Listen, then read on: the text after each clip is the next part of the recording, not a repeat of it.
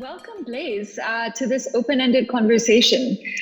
Super excited to have you, especially you've been very gracious after I have moved this meeting around due to pandemic travel snafus about 3 times.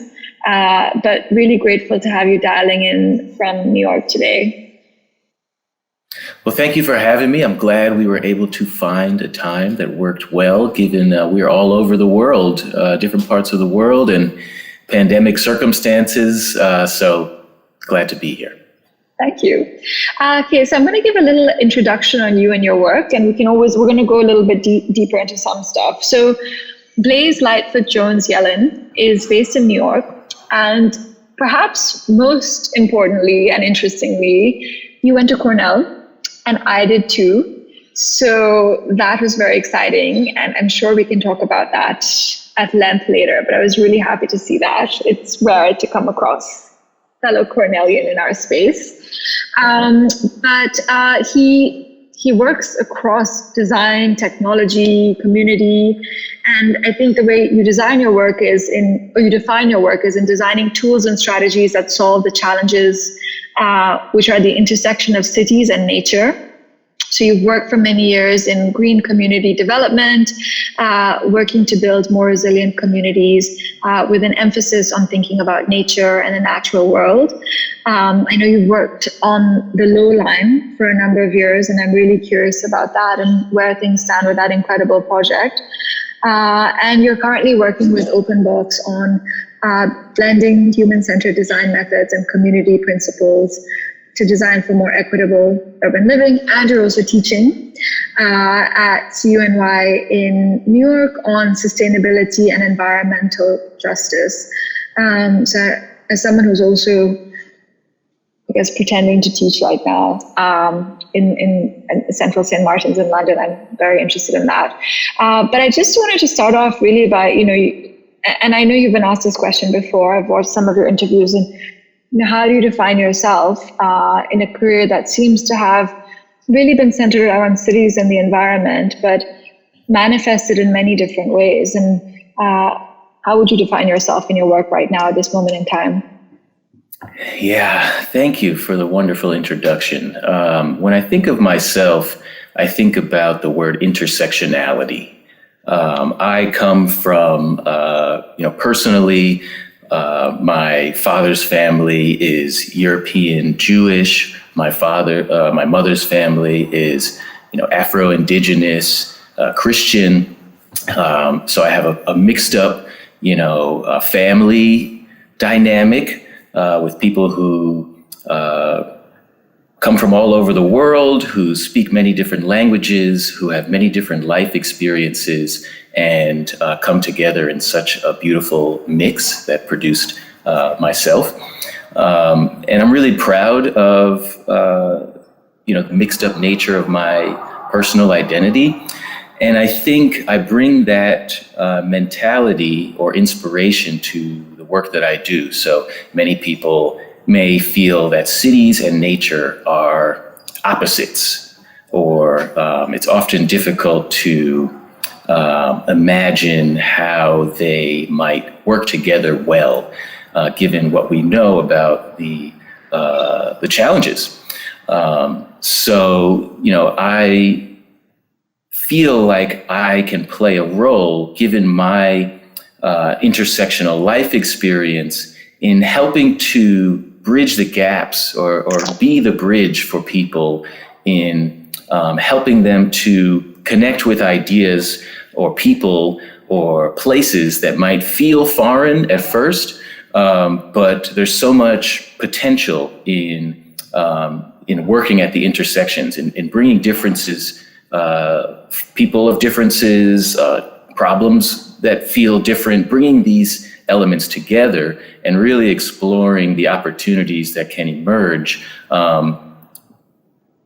through that kind of process. And so I think of myself as a community organizer. My background, as you mentioned, my educational background is in environmental science and sustainability science.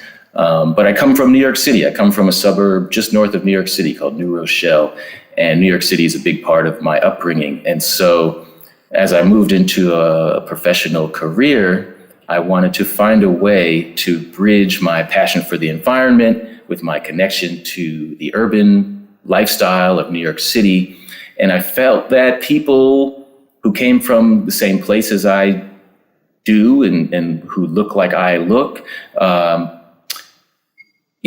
had, maybe didn't bring these things together as easily in their mind as I was able to do in my upbringing. And I wanted to inspire others to be able to see the potential, the opportunity at the intersections of cities, people, and nature.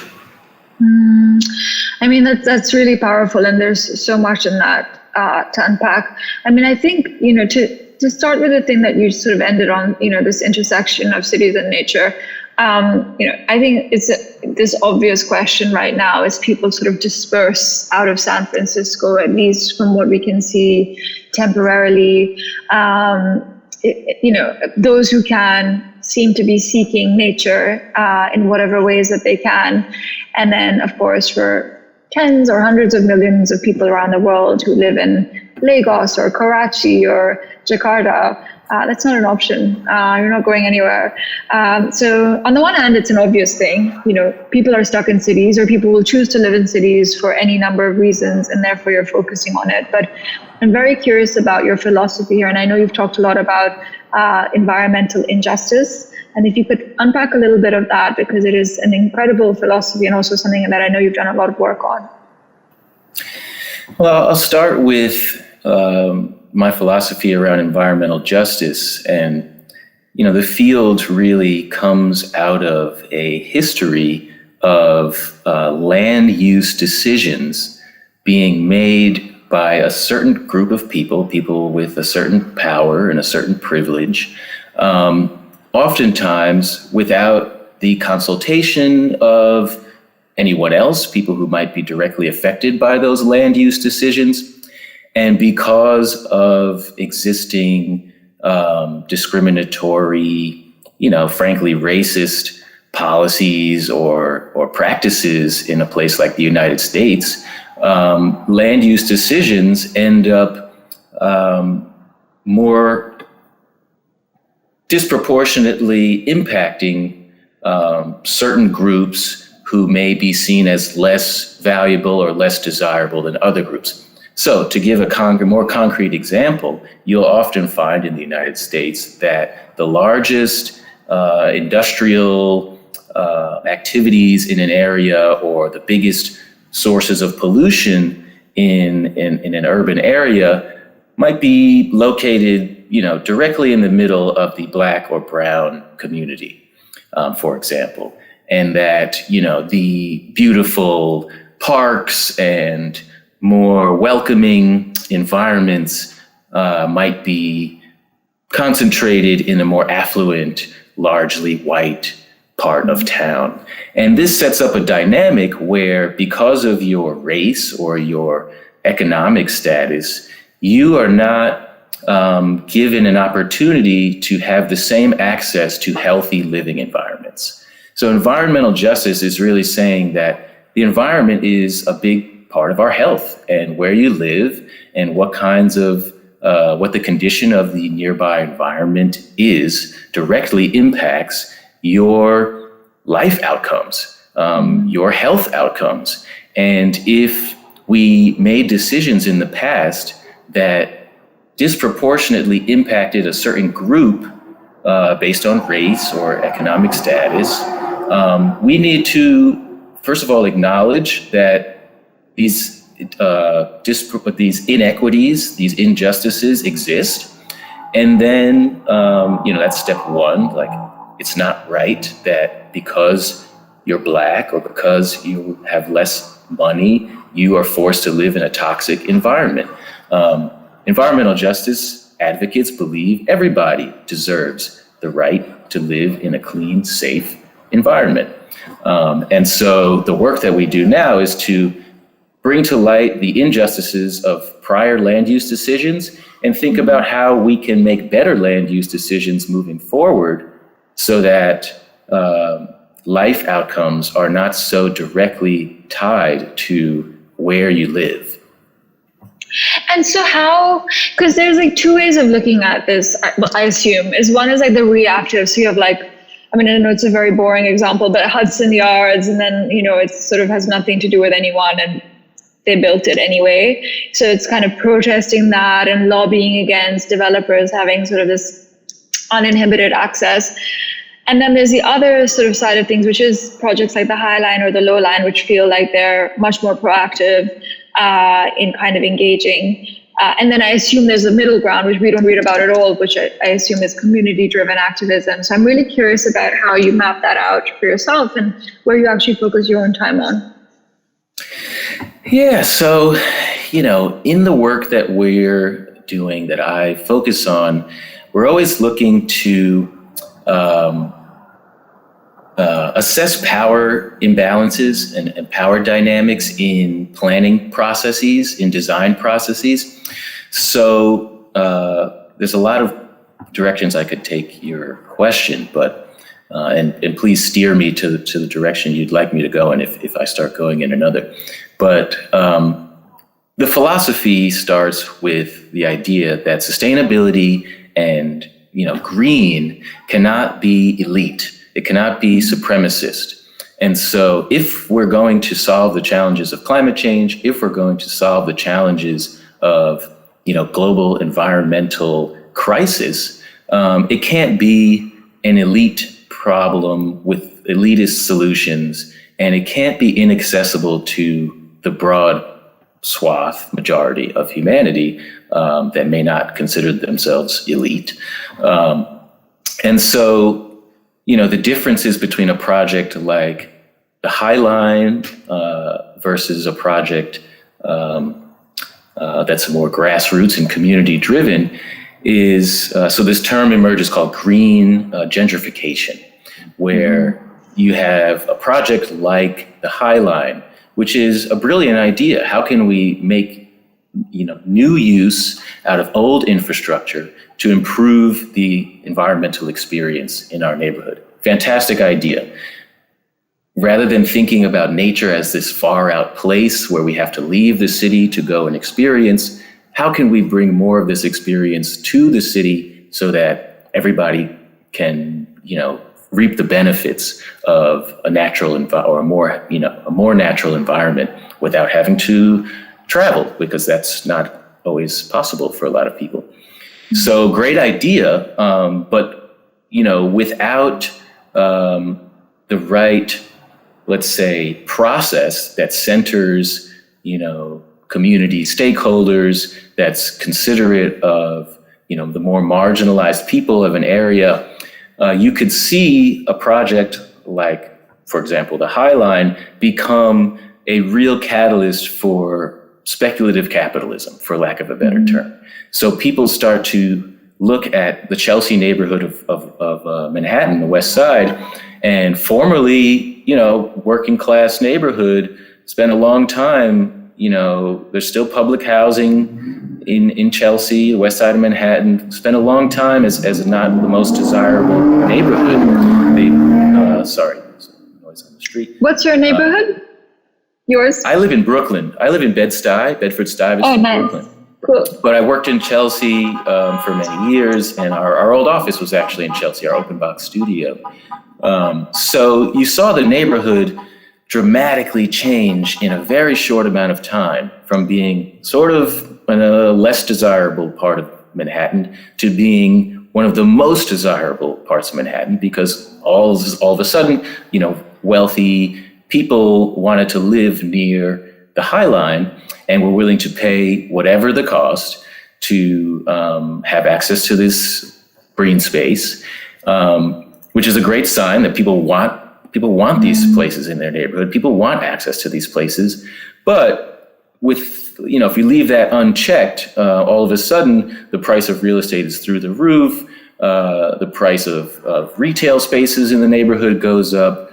All of a sudden it becomes a less accessible, less inviting place for people who don't have as many means as those who can afford to spend whatever it costs. So In that kind of example, the challenge is, how do you create these important pieces of green infrastructure, these new green spaces in cities where we absolutely need more access to green space and a natural vibe. There's so much research that points to the health benefits, mental health, physical health of having these places in your neighborhoods.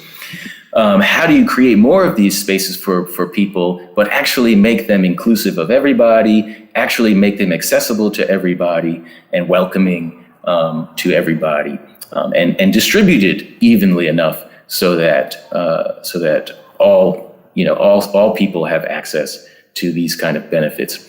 The other side of that, so that was a very, I would say, top-heavy project where you have big money interests, big real estate interests, big philanthropic interests coming together to make the project happen.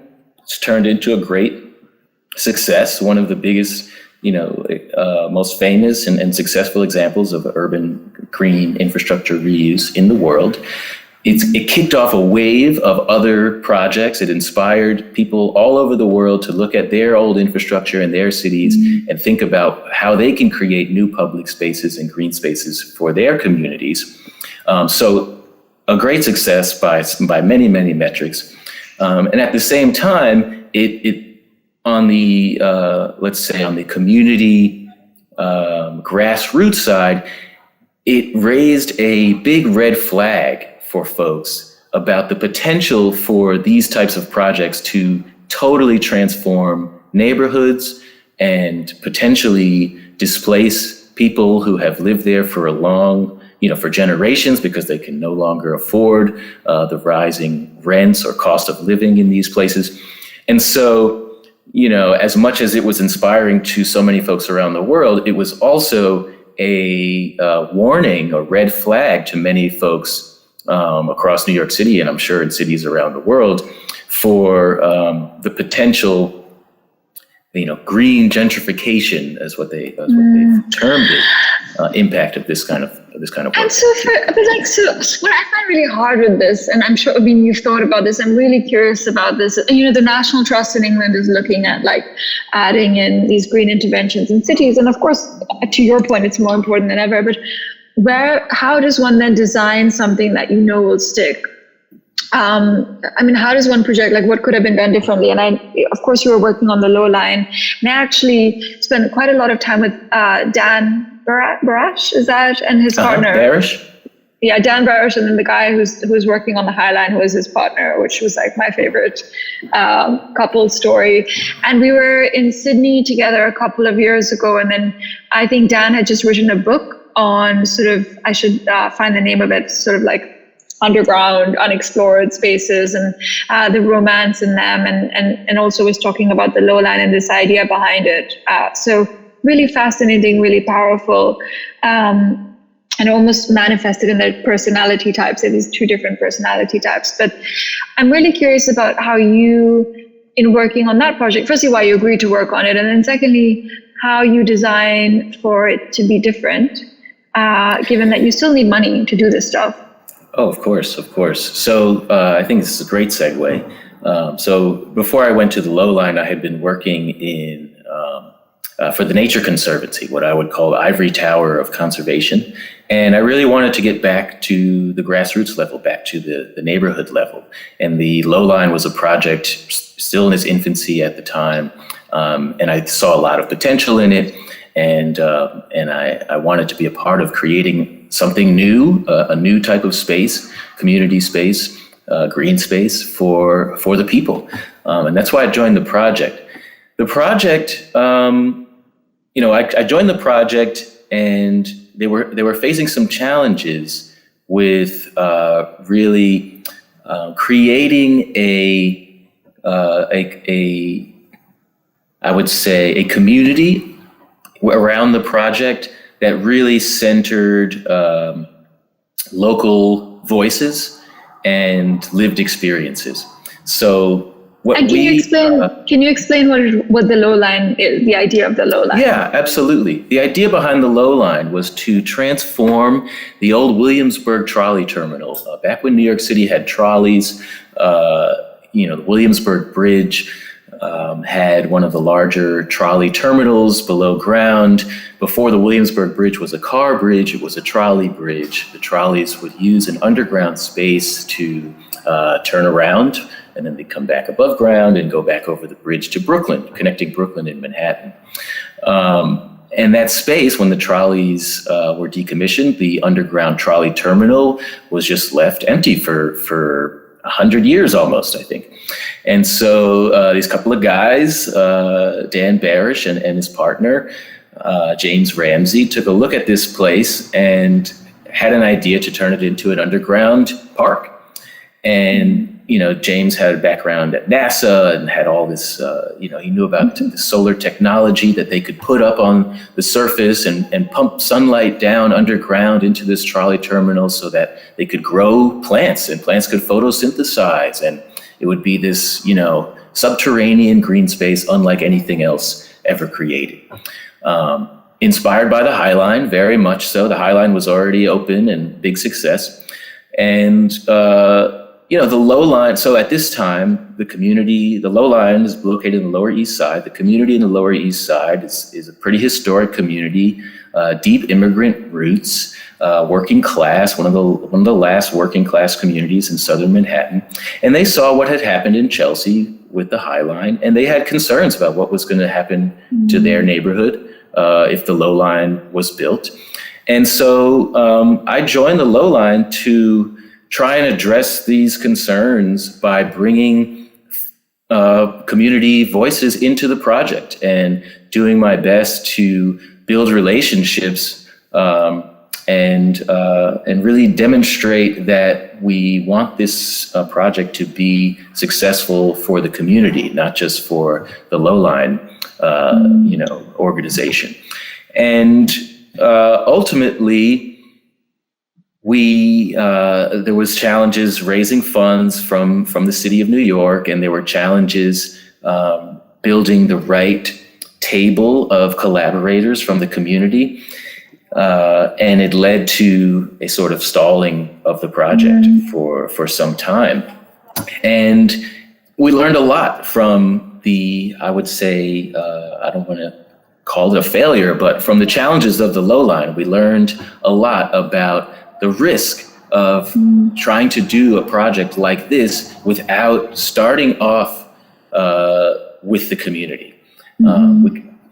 At first it was these guys with their, brilliant idea and their high power networks, and they were raising a ton of money and they were putting their heads together, but they didn't really create an opportunity for the larger community to play a significant role in the design and development of the project. And that led to a little bit of mistrust. Folks weren't sure who the space was going to be for and, how they were going to be, let's say, protected from the green gentrification that we talked about earlier. And we took a lot of those lessons from that project, and it was the genesis for some of the work that we're doing at Open Box right now, where we're really going out and trying to get in front of these development projects and really do the relationship building and make the effort to bring community voices and community lived experience into these development projects at the very first stages, before any renderings are produced, before anything official, begins, so that you have what we feel is the support necessary. When you have the support from the community, they can lead to support from elected officials who are looking to the community for their guidance, really, or should be. And once you have support from elected officials and community partners, then it's a lot easier to raise the money required to build the project if fundraising is an issue. So that's part of what we do now. It's a bit so. This is amazing that you've been on this journey, and it feels like your practice has evolved with kind of realities also shifting. So I don't know how speculative you want to be, but I'm very curious about if you think this is a shift, and if you think that for whatever, and I'm curious why, it can't just be the High Line, because there's still things going up that developers are building. But we read about the Amazon offices in New York, and sort of what you think is changing or shifting, and why that is, because so much is going on in America right now, and so much is changing. And I think from the outside, it's always hard to kind of connect with is there a cultural shift, and is that impacting cities? And at the end of the day, we're going to continue to live in cities. And then around that, just this particular moment in time, this moment of, pause and pandemic, and how that's accelerating or stalling this shift that you seem to have been engaged with. Yeah, I do believe there's a shift, and the Amazon project was a big indication. We would have loved for Amazon to come right to OpenBox and say, we would love to come to New York, and we need some help building the right relationships in the community so that folks can be supportive of the project. And they were unsuccessful because they didn't build those relationships with the community. And so if Amazon can be discouraged, or if an Amazon project can be defeated because it didn't do a good job of generating community support, then really any development project is therefore at risk. And so I believe the Amazon project was a big indication for folks about the importance of building the right community partnerships. But also what we've seen this past year during the pandemic with the uprisings and the protests and the civil unrest, it's become very obvious to me, and I hope obvious to others, that people want their voices heard. People want to be a part of the decision making when it comes to their communities and their lives. And it's not going to be possible to be successful in the ways that we were in the past without making these investments up front to listen and bring people in who may not be seen as the traditional experts. They may not have the degrees, but they have the lived experience, and they have the history, and they know the context, and that's expertise in and of itself. That's how we believe. That's what we believe in the work that we do, is that lived experience is just as valuable as learned experience in the design of our spaces and places. And so I believe what we're seeing in the US is raising the consciousness for a lot of folks who in the past may have felt comfortable just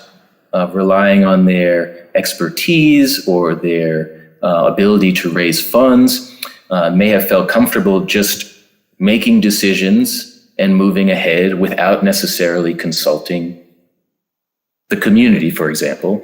And I think that's changing. I think people are realizing that if you want to be truly successful, if you want people to support your project, if you want people to use your project, if you want your project to receive the political will and if you're looking for public funding, then you really need to invest upfront in this deep community engagement. Okay, so before we move into the next thing, I just want to stay on this idea of cities and of course, New York, that's where you live, that's where a lot of your work is, but where else are you focused? Do you do projects that are engaged specifically in particular communities or neighborhoods, or do you think about how to scale? And I'm asking because cities are all unique, but equally they have so much that binds them and so many similarities. And I wonder how much this is a time to just think about how we solve for communities and allow that to be an endpoint, or to think at scale. And perhaps my mind, I'm biased, I've worked for so long in tech, and this idea of just don't fix one thing to fix everything, and is that way of thinking actually redundant now from your perspective? I think some of that redundancy is important. And when you're doing community engagement, you're going to have to go slowly. For a lot of folks, this is going to be new. These are going to be new topics. They're going to need to hear things multiple times. They're going to need to think about things multiple times, probably have multiple conversations so that people have a chance to, mull things over and let ideas come to the surface.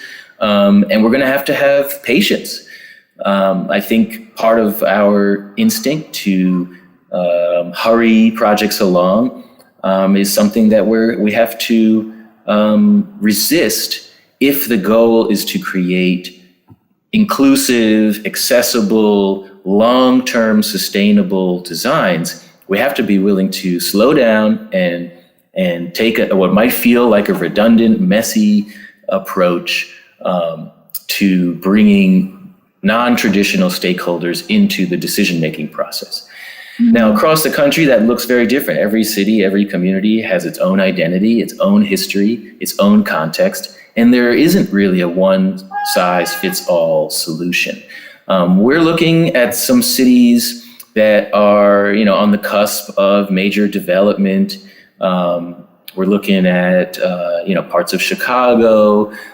We've done work in DC over the last year, Washington, DC. Places like Philadelphia and Pittsburgh, Pennsylvania, even Boston, Massachusetts. We're mostly based, looking on the East Coast, but into the Midwest a little bit. What they call, I hope it's not derogatory, but what they call second tier cities like Louisville and Cincinnati and Cleveland, Ohio.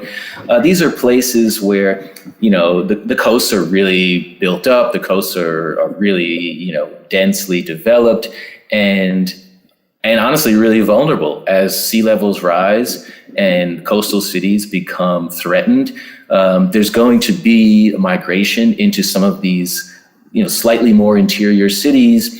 And those cities are experiencing waves of real estate development because there's an acknowledgement of that. So what is the timeline for something like that, do you think? Is people sort of being pushed out? And of course, it's like kind of pushing due to pandemic right now. Do you see in the next 20 years big population shifts? I think it'll be certainly in the next 20 years. I think it will be this decade. I think. No way. Really? I think it will be. I think we will see major, environment. Climate change is here. We're seeing the impact already. We're seeing the flooding. We're seeing the fires. We're seeing the droughts. We're seeing the storms, and I think. Wow.